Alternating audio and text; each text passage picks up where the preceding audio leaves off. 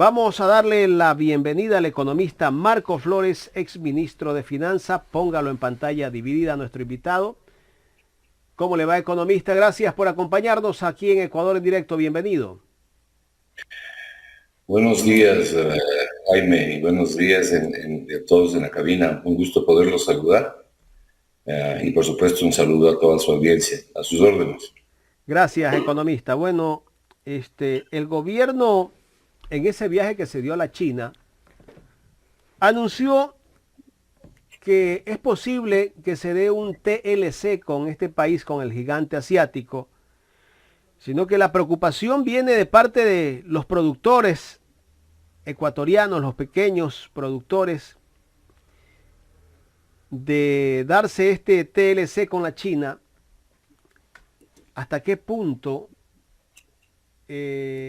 afectaría o el país tendría ventajas de un posible TLC, economista? Bueno, yo creo que el Ecuador debe buscar todos los acuerdos inteligentes que le sean posibles porque necesita ampliar su mercado para poder a su vez ampliar las exportaciones, ampliar la producción. El mercado ecuatoriano no es suficiente, es un mercado pequeño, pero además es un mercado que tiene poca capacidad adquisitiva. Aquí el 50% de la población realmente vive con las justas, no tiene capacidad adquisitiva y mucho menos tiene ahorro. Más del 60% de la población no tiene ahorro de ningún tipo. La ampliación de los mercados, es decir, la búsqueda de mercados externos para colocar productos ecuatorianos, siempre es positivo cuando los acuerdos son inteligentes, es decir, no para todo y por todo. Yo no estoy tan seguro que lo que se busque con la China sea realmente un TLC, sino un acuerdo bilateral. En el camino lo sabremos. Pero en el caso específico de la China, más allá de que yo soy favorable a los acuerdos, como le estoy diciendo, yo creo que el Ecuador debe acercarse más a los Estados Unidos, incluso desde el punto de vista geopolítico. Hay problemas entre la China y Estados Unidos, y Estados Unidos es nuestro principal socio estratégico, político y comercial. Pero Jaime, el Ecuador es el único país de la cuenca del Pacífico que no tiene un acuerdo bilateral con Estados Unidos. Es el único. Sin embargo, Estados Unidos es nuestro principal socio comercial. En el caso de la China, además, la situación es un poco diferente a cualquier otro país, porque los costos de producción, por ejemplo, de la manufactura china y en general de infinidad de productos chinos, están por bajo el mercado y se acusa incluso de manipulaciones, ¿no?, de los costos. Los medios de producción y las formas de producción en la China están en propiedad del Estado. De manera que son situaciones diferentes a las del resto del mundo. No estoy diciendo con esto que no se pueda hacer un acuerdo racional con la China, pero hay que cuidar los términos del acuerdo. Por ejemplo, al Ecuador le conviene ampliar sus exportaciones de flores, de camarón, de fruta, de crustáceos, pero tiene que cuidar la manufactura, porque si no, un acuerdo con la China liquidaría literalmente la manufactura nacional. Y no solamente la manufactura nacional, sino, por ejemplo, la industria textil, la industria de zapatos. Eh, para las personas que viven en la costa, las personas que viven en Guayaquil, yo les he preguntado, ¿y las bahías de qué están llenas? ¿De productos americanos, alemanes o productos chinos? Ahí tiene usted la respuesta. Entonces, hay que tener cuidado con ese tipo de acuerdos, ¿no?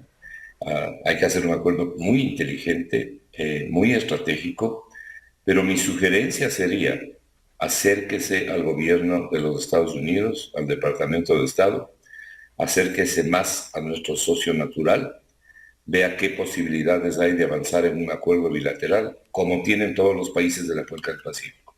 Y por supuesto, amplíe mercados con otros países también. Economista, ¿cuál es la balanza comercial que existe entre nuestro país y China? No tengo en este momento la cifra, pero lo que le vende el Ecuador básicamente a China, lo sustantivo, digamos, son camarones, crustáceos, ese tipo de cosas. Y lo que el Ecuador trae de China, fundamentalmente lo que importa son recursos económicos, ¿no? Créditos. Pero el contrabando que hay en el Ecuador fundamentalmente es de productos chinos. Entonces hay que tener mucho cuidado, ¿no? Hay que tener mucho cuidado. Yo creo que China es un socio o puede ser un socio comercial importante, ya lo es, pero hay que tener cuidado.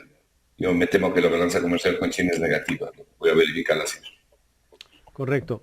Ahora, en este momento que no hay un acuerdo comercial, hay productos chinos que llegan acá a nuestro país que son mucho más baratos de los que se producen acá en el país. Si se llega a firmar un acuerdo comercial con China, quiere decir que esos productos chinos seguramente van a venir mucho más económicos, porque para eso es el TLC, ¿verdad? Claro, precisamente por eso le decía que hay que cuidar el tipo de productos sobre los cuales se hacen los acuerdos, ¿no? No es nomás de firmar un acuerdo y decir venga todo y salga todo. Eh, en el caso específico de la China, la competencia siempre mejora la calidad del producto y mejora los precios para el consumidor. Cuando se hacen acuerdos comerciales, siempre hay un grupo de productores nacionales que dice que se va a destruir la industria nacional, que esto va a ser el acabose, porque les gusta vivir protegidos, les gusta vivir bajo protección y no competir. Hay que competir, hay que competir con calidad y con precio para no llenar a los ecuatorianos de productos de precios elevados. Pero el caso de la China es un caso muy diferente por las razones ya explicadas. Y luego, uh, yo creo que el gobierno tiene que ser un poco más congruente en sus acciones, ¿no? Déjeme señalarle el siguiente caso. Mire usted cuál es el costo de los automóviles en el Ecuador. Es más, está incrementado en más del 100%. Es decir, aquí un vehículo vale más del doble de lo que cuesta en cualquier otro lado. Pero tiene un problema adicional. El problema adicional es que los vehículos que llegan al Ecuador no son los vehículos que en este momento hay en el resto del mundo con altas tecnologías, que contaminan mucho menos y que son mucho más eficientes. ¿Sabe por qué, mi querido Jaime? Ujú. Porque la gasolina en el Ecuador es de pésima calidad. Hoy en día, la gasolina súper en el Ecuador tiene precio internacional, aparte de todos los recargos que hay en el Ecuador en el tema de los vehículos.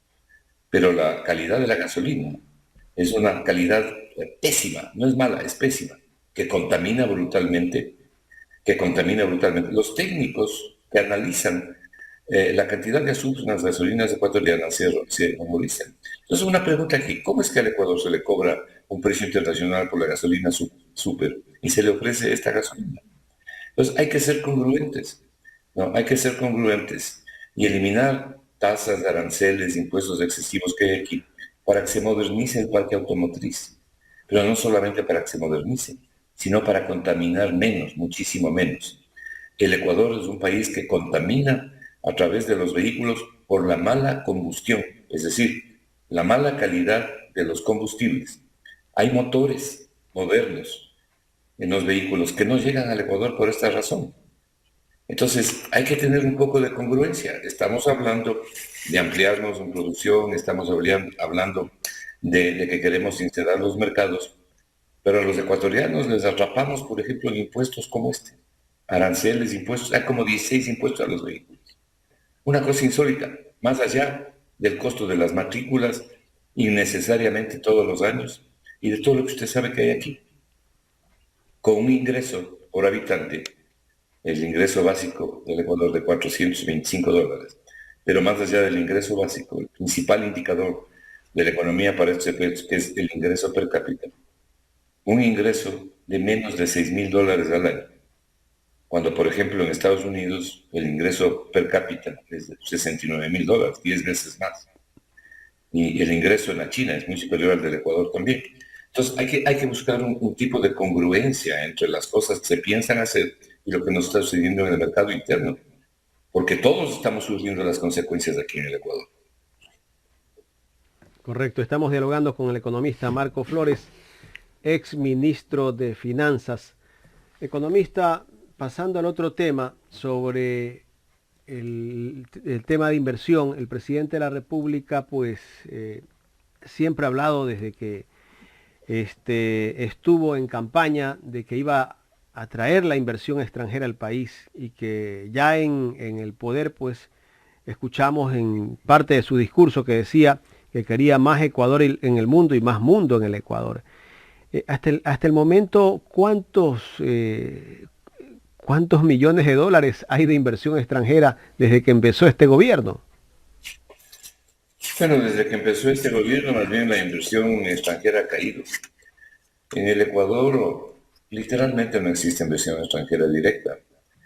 Le voy a dar la última cifra, que es la que he estado comentando en estos días, la última cifra que publica el Banco Central, es al final del tercer trimestre del año 2021, o sea, de septiembre del 2021.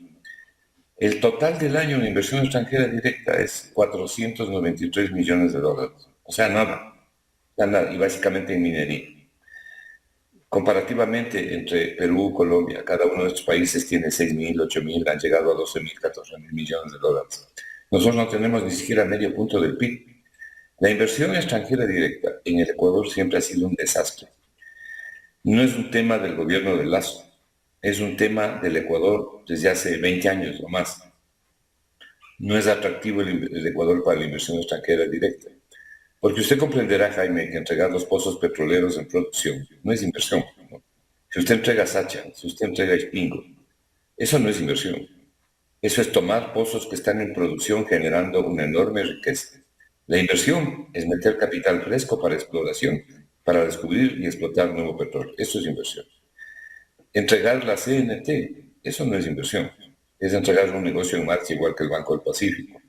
Entonces, lo que el Ecuador requiere es inversión productiva de riesgo. Eso es lo que requiere el Ecuador. No requiere inversión golondrina o sobre el lomo fino, porque además significa un despojo del principal patrimonio de los ecuatorianos, que yo creo que es un grave error. Hay otras cosas que se pueden concesionar, se pueden vender, DAME, por ejemplo, se pueden concesionar carreteras, en fin. Entonces, la inversión extranjera directa en el Ecuador siempre ha sido muy mala, siempre ha sido paupérrima. ¿Cuál es la razón de fondo para que esto ocurra? Hay varias razones para tener una inversión extranjera tan mala. Ya le voy a dar mi criterio sobre la propuesta de Lazo. Pero, ¿cuál es la razón para esto? En primer lugar, ubico yo a que en el Ecuador literalmente no existe un adecuado Estado de Derecho. La institucionalidad está rota. El Estado de Derecho, todos los ecuatorianos sabemos lo que es. En el Ecuador no se vive un Estado de Derecho, es decir, vivir bajo el imperio de la ley. Aquí se vive particularmente bajo el imperio de la ley. Aquí se usan las leyes también para perseguir. Y obviamente la institucionalidad en el Ecuador ha sufrido un resquebrajamiento brutal en el gobierno de Moreno. Y nos está afectando a todos los ecuatorianos, por supuesto afecta a la inversión extranjera y también a la nacional. Esa es la principal razón por la cual la inversión no viene. ¿Por qué otra razón no viene la inversión? No viene la inversión porque es una economía muy frágil. Esta es una economía que en los últimos 15 y más años ha tenido un crecimiento promedio bajo el 3%, con muy poca capacidad adquisitiva, con un 50% de pobres. En el gobierno de Moreno, los pobres se elevaron a la enésima potencia. Imagínense lo que es tener hoy en día al 43% de toda la población ecuatoriana. Dicha de paso, población ecuatoriana de 17.700.000 personas. Bueno, el 43% sufre grave problema de pobreza multidimensional. Entonces, la pobreza en el Ecuador es verdaderamente un azote. Es verdaderamente un azote. La mitad de los compatriotas ecuatorianos sufren enorme pobreza. Hace un momento le decía, más del 60% de la población no tiene ninguna capacidad de ahorro, porque todos sus escasos recursos dedican al consumo. Y esa es la forma, como decía Gunnar Myrdal, premio Nobel de Economía del año 1974, que fue el que describió el círculo de la pobreza. Decía él, cuando las familias son muy pobres y no pueden ahorrar, no pueden planificar su futuro. Y cuando no pueden planificar su futuro por su pobreza y consumen todos los pequeños ingresos que tienen, así es como la miseria y la pobreza se transmite de generación en generación. Eso es exacto lo que le ocurre al Ecuador. Añádale usted una economía tan mal manejada en el gobierno de Moreno, que unida a la pandemia, literalmente multiplicó la pobreza, el desempleo, el subempleo. ¿Qué otra cosa afecta para que venga la inversión extranjera directa aquí? El nivel de desempleo y subempleo. Si usted tiene alrededor del 70% de la población económicamente activa, desempleada y subempleada, ¿cómo atraemos la inversión extranjera directa? Por eso le decía, no nos confundamos, entregar pozos petroleros no es inversión extranjera directa. Entonces, con un 70% de la población en esas circunstancias, usted tiene un mercado realmente muy pequeño. Hace un momento le decía lo importante que es ampliar mercados al exterior. Bueno, aquí tiene algunas de las razones por las cuales la inversión extranjera directa durante 20 años no ha venido al Ecuador. Claro, han habido años de mayor crisis, como los últimos tiempos en el gobierno de Moreno. El señor Moreno tenía un ministro de Comercio que dijo que iba a traer 17.000 millones de dólares. Le digo esto porque un compañero del Foro de Economía se dio el trabajo de ir sumando todas las ofertas del ministro de Comercio, el señor Moreno, y él tenía una lista de las ofertas, llegaba a 17.000 millones. Hicieron reuniones en el Hotel Marriott con inversionistas, todo este circo a los que nos tenían acostumbrados. Y decían que ya viene la plata. Y no llegó 2 reales, no llegó un centavo. Entonces, las razones subyacentes son las que les estoy explicando. Finalmente, hay un elemento que engloba a todo lo que acabamos de decir. Esa es la confianza. El Ecuador no despierta confianza. La gente no tiene seguridad, no sabe lo que le puede pasar. Hoy se dice, por ejemplo, hay que traer bancos extranjeros para que bajen las tasas de interés. ¿Sabe una cosa? Si hay un banco extranjero que quiere venir al Ecuador, puede venir el día de mañana. Nada le impide hacerlo. De hecho, aquí hay algunos bancos extranjeros, unos pocos, aunque sea con pequeñas representaciones, pero están en el Ecuador. Y podrían venir otros. Pero la razón por la que se fueron, no es que no han querido venir, sino que más bien se fueron. Aquí antes había el Banco de América, el Olibank, el Citibank, en fin, algunos bancos extranjeros, el Banco de Londres. Se fueron. ¿Por qué se fueron? Porque no tenían seguridades, porque no confiaban en el Estado de Derecho ecuatoriano y porque tampoco les atraía el negocio. Con semejante cantidad de impuestos, ¿usted cree que se atrae la inversión extranjera? Y no es cuestión de comenzar a exonerar impuestos a unos pocos, ¿no? Pensando que con eso se atrae la inversión extranjera. Recuerde usted, Jaime, que en el gobierno del señor Moreno se aprobó una ley para el fomento de la inversión. O sea, un saludo a la bandera. Por eso es que yo espero que ahora este nuevo proyecto que ha enviado el presidente Lazo realmente ayude al Ecuador, porque el Ecuador realmente requiere de inversión. Pero hay que cambiar una serie de cosas, no solo las leyes. Hay que E- cambiar econ- una serie de... Economista, ¿y cuál serían los incentivos que debería aplicar el gobierno en la situación actual que tiene el país para un poco incentivar esta inversión extranjera? Porque sí, mucho se dice, pero poco se hace, tal y como usted lo dice. ¿Cuáles serían los puntos estratégicos que de pronto debería de trabajar en la actualidad como para mover un poco la economía? Para empezar, la reconstrucción del Estado de Derecho. Mire, una de las cosas que a mí me sorprende ingratamente es de que ningún gobierno realmente ha hecho nada por reconstruir el lamentable Estado de Derecho que hay en el Ecuador. Esa tiene que ser una labor conjunta de toda la sociedad, del Poder Judicial, del Poder Ejecutivo, de los ciudadanos. Todos debemos colaborar para encontrar mejores formas de administración de justicia en el Ecuador. No tenemos eso en el Ecuador. O sea, los ecuatorianos sabemos perfectamente. Por eso es que los inversionistas extranjeros claman que el Ecuador se someta a la legislación internacional para definir las controversias. Entonces el Ecuador se ha afiliado al CIAD, en fin. Pero ni aún así ha venido la inversión extranjera. Entonces, si el Ecuador no trabaja realmente en generar un Estado de Derecho que nos permita a todos ser iguales ante la ley, déjeme que yo le haga una pregunta en voz alta. ¿Usted cree que en el Ecuador todos somos iguales ante la ley? ¿Usted cree que en el Ecuador, con las pocas excepciones que sí hay, de jueces probos y fiscales probos, poquísimos, contados con los dedos de la mano, ¿usted cree que en el Ecuador hay verdadero Estado de Derecho? ¿Se administra realmente justicia en el Ecuador? Bueno, ¿y qué le puedo decir de la institucionalidad, ¿no? De la destrucción de la institucionalidad, comenzando con la propia Asamblea Nacional? Entonces, lo que me llama poderosamente la atención, le decía, es que no se ha hecho ningún esfuerzo para tratar de arreglar esta desgracia, que nos sume a todos en una situación muy penosa y que evidentemente afecta a la inversión extranjera. Lo otro, para contestar su pregunta, es un cambio sustantivo de políticas económicas. ¿Usted cree que aplicar aquí lo peor del neoliberalismo, que es lo que hizo Moreno, con un grupo de economistas que infortunadamente siguen cercanos al gobierno actual? Y el principal economista del Consejo de Asesor de Moreno es el asesor del gobierno actual. ¿Qué cree que se puede cambiar así la política económica?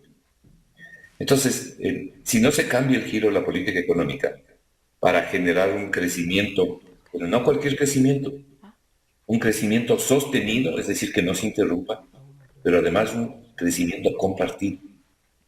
La academia, la nueva economía, proclama abiertamente y en forma necesaria que el crecimiento tiene que ser compartido, que requerimos una prosperidad compartida, lo que desde hace 15 años venía diciendo Stiglitz y el Banco Mundial de la Prosperidad Compartida. Y eso es lo que no existe. Yo la noche de ayer me quedé admirado leyendo un informe sobre Chile, donde el 1% de la población tiene más del 50% de la riqueza en Chile. Bueno, eso fue lo que causó la revuelta en Chile. Es decir, la gente tiene derecho de ganar dinero, pero no puede haber tal brutal desigualdad. Entonces, en el Ecuador tenemos mucho que cambiar si queremos que haya inversión extranjera, si queremos progresar. Hay que cambiar la política económica. El Estado necesita recursos para poder realizar la inversión pública productiva. Porque si no invierte el Estado, por ejemplo, en seguridad social, en seguridad ciudadana, en obra pública, en educación, en los principales sectores sociales del Ecuador, entonces ese 50% de la población queda totalmente marginada. Siempre les he dicho, ¿a dónde va la población de clase media y la población pobre a estudiar, a tratar de curarse?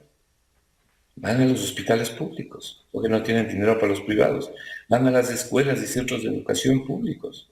Pero miren el estado en que se encuentran los centros de educación. Se requiere como 700 millones para poder reconstruir la infraestructura física que ha sido gravemente deteriorada los últimos 2 años, en gran medida por la pandemia. Mire cómo se ha destruido, ¿no?, desde el gobierno de Moreno, la inversión pública. Año 2012-2014, la inversión pública estaba por 12.000, 14.000 millones del Estado. No estamos pidiendo que sea una cifra similar, pues, pero hoy en día tenemos una inversión de 1.800 millones programada en el presupuesto y ojalá se pueda cumplir 1.000 millones. Así no vamos a ningún lado. Y tenemos otro monstruo aquí que aparece para liquidar la vida de los ecuatorianos y para impedir el crecimiento, que es esta creciente e incesante deuda pública. Este es un país que debe 80.000 millones de dólares. No son 72.000 millones de dólares, son 80.000 millones de dólares. Porque a los 72.000 millones de dólares que dice el Ministerio de Finanzas, hay que añadirles otros 8.000 millones, que es la deuda de un año plazo, pero que hay que pagar. Eso se lleva el 25% del Estado, Katy. 25% del presupuesto del Estado se lleva el interés. Economista, cuando hablamos de deuda pública, estamos hablando de la deuda que tiene el Estado con los GACS, con todas las instituciones estatales. Claro, toda la deuda pública significa deuda externa y deuda interna. Entonces, ahí hay, por ejemplo, solamente al IES se le debe alrededor de 16.000 millones de dólares. En esa parte, me gustaría puntualizar esa parte, economista, y quería tocar el tema del seguro social, porque usted sabe que en estos días ha sido controversia por el tema de las declaraciones que dio el presidente del directorio del IES, el señor Cepeda, de que habla que el seguro social está casi que se habla, bueno, se viene hablando desde el gobierno de Moreno que en el 2018, si no me equivoco, decían que en el 2020, hasta el 2020 tenía dinero el seguro social para pagar a los jubilados. Estamos en el 2022 y todavía se sigue pagando y se habla de que a corto plazo no habrá dinero en el seguro social. Pero no hay dinero también porque el gobierno le adeuda 8.175 millones de dólares. Casi que nunca ponen en la deuda que tienen con el seguro social, la deuda que tienen también los empresarios, que son más de 1.000 millones de dólares. Casi que el seguro tiene que cobrar 10.000 millones de dólares de la deuda y no sé de dónde salen los otros millones que usted me habla, que son 18.000 o 16.000. A ver, ese es un tema de gran trascendencia que usted toca, Jaime. Vamos desmenuzando un poco las cosas. Yo he estado escribiendo sobre eso en estos días justamente, por eso es que le puedo dar las cifras. Mire, en bonos del Estado, el Estado, o sea, el Ministerio de Finanzas, le debe al seguro aproximadamente unos poco más de 8.000 millones de dólares. 8.200, 8.500 millones de dólares. Esos son bonos que vienen desde APAS. El Estado le está pagando los intereses, porque eso forma parte de la deuda interna. Pero viene renovando siempre el capital, porque no ha tenido la plata para poder redimir los bonos. ¿Ok? Entonces, este bicicleteo, se cumple un bono y le pagan, pero le meten otro bono inmediatamente. Entonces, vienen dando la vuelta y ahí sigue la plata. Por años estamos en más de 8.000 millones. Pero luego tiene usted atrasos con el seguro, que vienen de dos fuentes fundamentalmente. Del área de la salud, atrasos en salud, y atrasos en el aporte del 40%. Esos son otros 8.200 millones, más los otros 8.500 millones. Usted tiene ahí 16.700 millones. El problema con los atrasos es que ahí el seguro no está cobrando nada. Y como no está cobrando nada, se le abre un hueco, pero además genera esto un lucro cesante, porque es dinero que el seguro no lo puede invertir. Entonces tiene un lucro cesante porque no recibe los intereses que sí pudiese recibir de mejor manera en otro tipo de inversiones. Ahí nomás, como les digo, tenemos alrededor de, en realidad, esto más otras pequeñas obligaciones que hay, casi llega a 17.000 millones, pero quedémonos en los 16.500 millones, que ya es una cifra escandalosa. Ahora, yo le he oído al presidente del Seguro Social. Por supuesto no puedo estar de acuerdo con lo que él dice, el examen, el análisis que hace este señor. Mire, aquí no se trata de subir las aportaciones, pues, ni a los empresarios ni a los afiliados en una situación de crisis. Tampoco se trata, porque el 20.5% ya se está yendo al Seguro Social en aportaciones, ¿verdad? Mensualmente. Esta es una cifra elevada. Entonces dice, sí, pero en otros países es más alto. Esa respuesta siempre es una respuesta tonta. Y es una respuesta tonta porque los ingresos de los países no son iguales. Si usted ve, por ejemplo, en Suecia, por decirle, o en cualquier país europeo, si tiene usted aportes del 30%, claro, pero ¿cuál es el ingreso que tienen, pues, en esos países? Sobre $60.000 al año, sobre $70.000. Aquí nos batimos con $6.000 en promedio, menos de $6.000, porque los ingresos promedios en el Ecuador han caído al nivel de hace 12 años. Es una respuesta tonta comparar este tipo de cosas. Como es una respuesta tonta decir, pero ¿sabe qué? El IVA en países europeos es el 21% y en el Ecuador, entre comillas, solo el 12%. Sí, este es un país dolarizado para empezar. Y luego, no tenemos los ingresos ni tenemos los beneficios de los europeos en salud, en educación, en seguridad, en obra pública.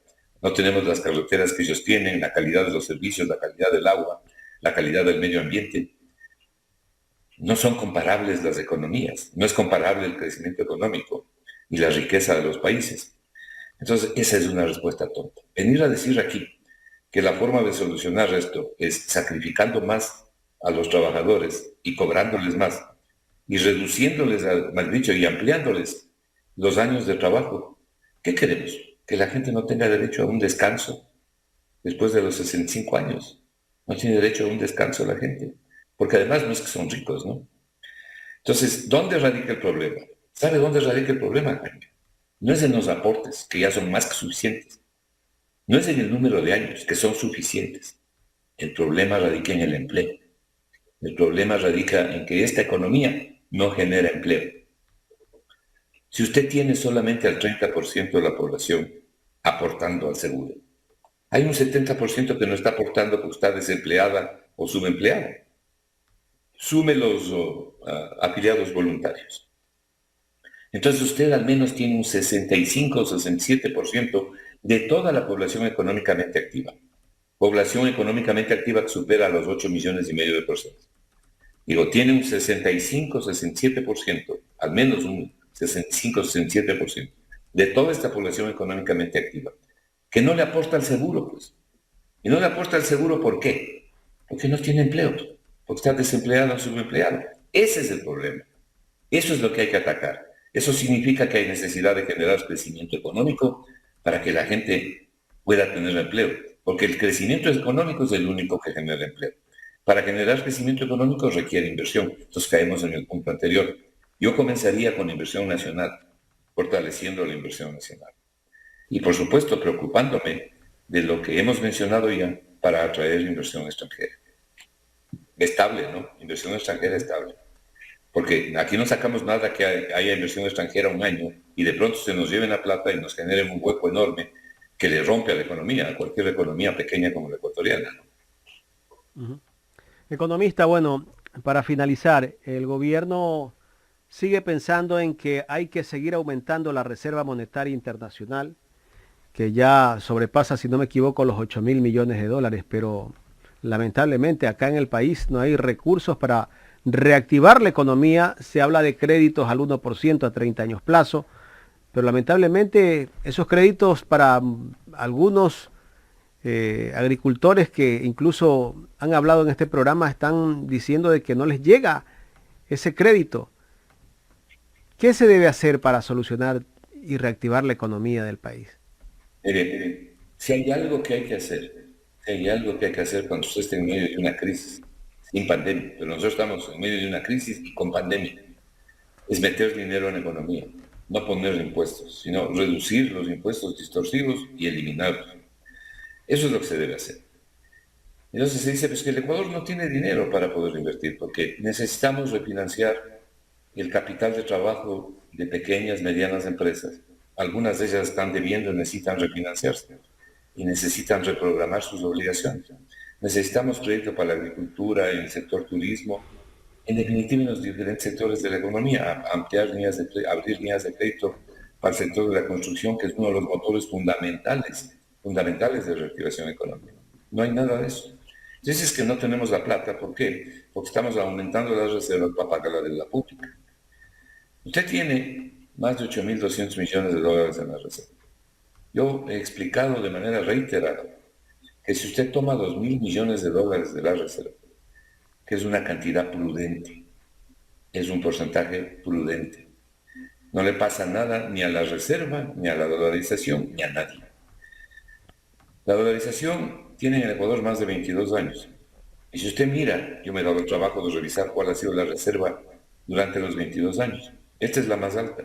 El Ecuador ha tenido reserva de 800 millones. Cuando entramos en la dolarización, el Ecuador tenía alrededor de 900 millones, no de 800. Por eso se dolarizó a 25.000 sucres por dólar. Porque para la reserva que había solamente alcanzaba poniendo la cotización a 25.000 dólares por dólar. Economista, Lo cual nos partió, ¿no? Sí, economista, perdón.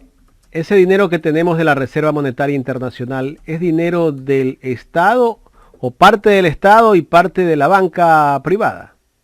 Sí, más o menos la mitad es del Estado y más o menos de la banca privada. Pero le quiero dar las cifras para que usted vea que solamente el dogmatismo neoliberal de quienes están atrás de la economía impide que se usen los recursos que tiene el Ecuador para poder reactivar la economía. Porque el Ecuador no puede entrar a los mercados a colocar bonos. Hoy por hoy está fuera de los mercados. No solo porque el riesgo país está en 750 puntos, sino porque yo dudo mucho que haya interés en los bonos ecuatorianos. Esta economía es muy frágil.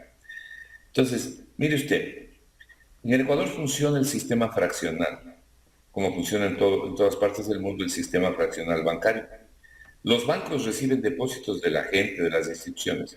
Se quedan con una parte de esos depósitos y el resto realizan operaciones de crédito.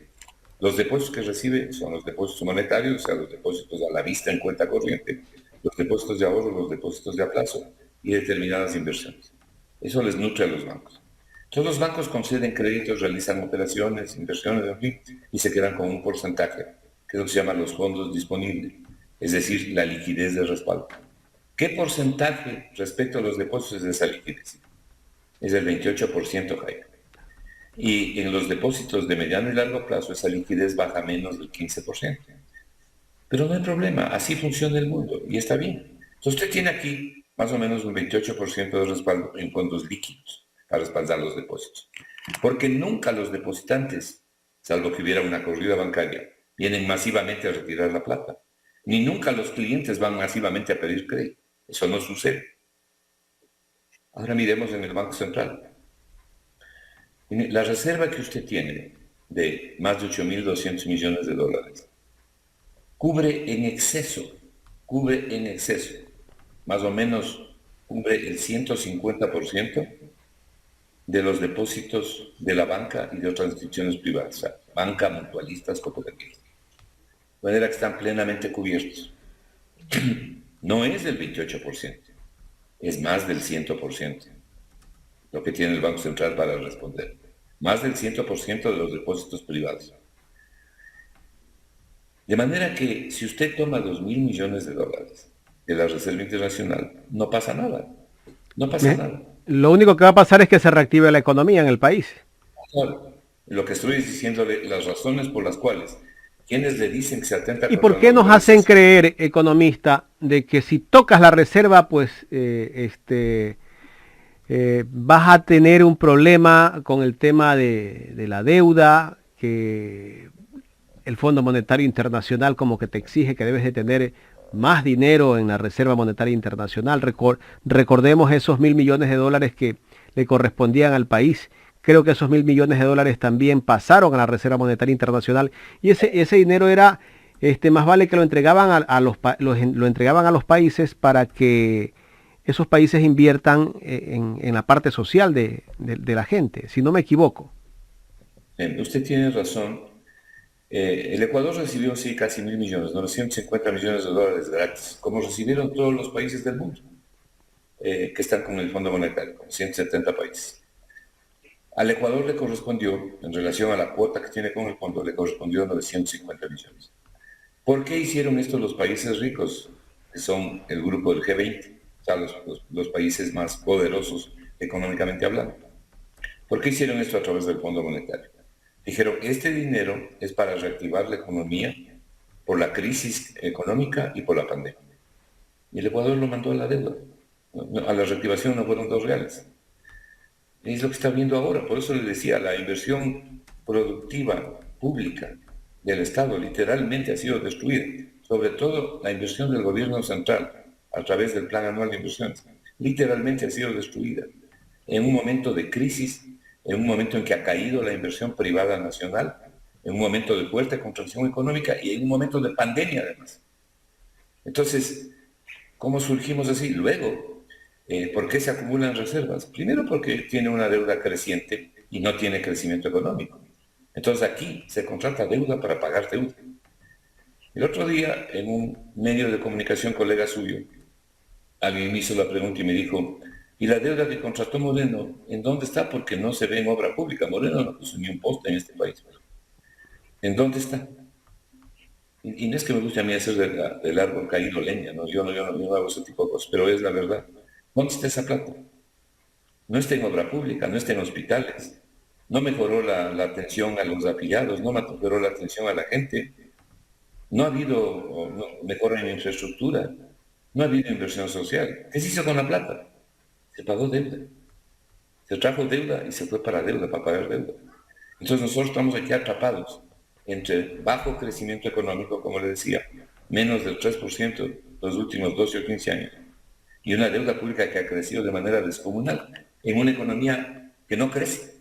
Economista, Y finalmente, aparte de eso, el otro puñal que tenemos encima y que nos atrapa ahora es el narcotráfico. economista, finalmente, en estos últimos 20 años, ¿qué gobierno manejó mejor la economía en este país? No, es difícil decirlo, ¿no? Porque los gobiernos tuvieron que enfrentar a diferentes situaciones, diferentes situaciones. Yo lo que creo es que la economía, además, los gobiernos tuvieron épocas en que manejaron mucho mejor la economía y épocas en que sufrieron embates muy fuertes, por ejemplo, el fenómeno del Niño. Por ejemplo, la destrucción del oleoducto en el gobierno del ingeniero Febres Cordero, que liquidó 40 kilómetros del oleoducto en ese famoso terremoto que hubo. Y el Ecuador se quedó sin exportar petróleo durante 6 meses. El Ecuador tuvo que vivir el 2 años con un solo presupuesto. El fenómeno del niño, como le digo, ha sido otra de las causas sustantivas. Las crisis internacionales que han afectado en determinado momento al gobierno del turno. Pero fuera de estos elementos y estos eventos que nosotros llamamos exógenos, han habido épocas en que hemos tenido una mejor economía. La mejor economía, sobre todo cuando se privilegia al ser humano sobre el capital, sobre la inversión social. Y hoy en día hay una economía que ha cambiado bastante. Es una economía circular, es una economía que usa y reusa y procesa. No es la economía de antes que usa y descarta y bota. Esta es una economía que pretende contaminar menos y que está consciente de que el crecimiento económico tiene que incluir un componente social importante. Y ese componente social significa la prosperidad compartida. Usted no puede generar políticas económicas para que se beneficie simplemente un grupo, que es lo que hizo Moreno, y olvidarse del resto. Mire, el país de más avance, de mayor tecnología, de mayor progreso en Latinoamérica. Yo personalmente, por una serie de indicadores sociales, lo pongo a Uruguay. Pero desde el punto de vista económico, sin duda es Chile. Pero Chile tiene una desigualdad descomunal. Y precisamente por el grado de intelectualidad, de formación, de cultura que ha llegado a su gente, se han producido los cambios que estamos presenciando, donde la gente está reclamando. Entonces usted no puede seguir con políticas económicas que privilegien a unos pocos, ¿no? Es lo que se llama el conflicto de intereses. Y es lo que pasó en el gobierno de Moreno. Moreno no gobernó el Ecuador, entregó la economía. Dijo, vean ustedes lo que hacen. Y ya ven los resultados que hemos tenido. Entonces, creo que los hombres y mujeres de este país, incluidos los hombres y mujeres que hacen los gobiernos, tenemos todo el derecho de pedir los cambios sustantivos de los que hemos hablado en este programa. Y hemos mencionado ya algunos. Esos son los cambios que hay que implementar. Usted no puede olvidarse que la economía es sobre todo una ciencia social que ha sido creada para combatir la pobreza y para producir, generar y entregar mejores posibilidades de vida a la gente, para que la gente progrese. Porque si la economía no logra eso, no sirve para nada. Por eso es que nosotros hablamos en el Foro de Economía de la buena economía. Y la buena economía no es ni de izquierda ni es de derecha. La buena economía es la que produce resultados que benefician a los pobres, que permite que la gente gane dinero, que fortalece las inversiones de los ricos, pero que no se olvida de esta enorme masa en el Ecuador que está entre la marginalidad y la miseria. Esa es la buena economía, la que logra que usted prospere, la que le ofrece mejores servicios de salud, de educación, mejor calidad de agua, mejor aire, mejor medio ambiente, mejor seguridad. Pregúntese usted, ¿cuánto de eso tenemos en el Ecuador? Y contéstese usted cómo ha sido la economía que ha tenido el Ecuador. Economista, quiero agradecerle por haber aceptado este diálogo aquí en Ecuador en directo. Vamos a tener que seguir tratando temas económicos de pronto la próxima semana con usted. No, yo soy el que les agradece. Un saludo cordial para usted y para todos en la cabina. Gracias al economista Marco Flores, ex ministro de Finanzas, aquí en el programa Los Especialistas.